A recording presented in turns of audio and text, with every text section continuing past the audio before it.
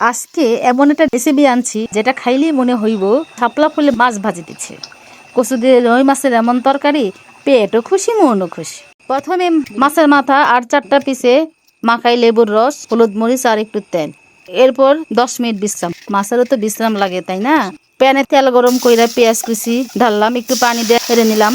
তারপর আদা রসুন বাটা, জিরা বাটা, মরিচ বাটা একসাথে যেন বাটার মেলা লেগেছে। হলুদ, ধনিয়া, মরিচ গুঁড়া আর লবণ দিয়া মশলা নেড়ে নিচ্ছি।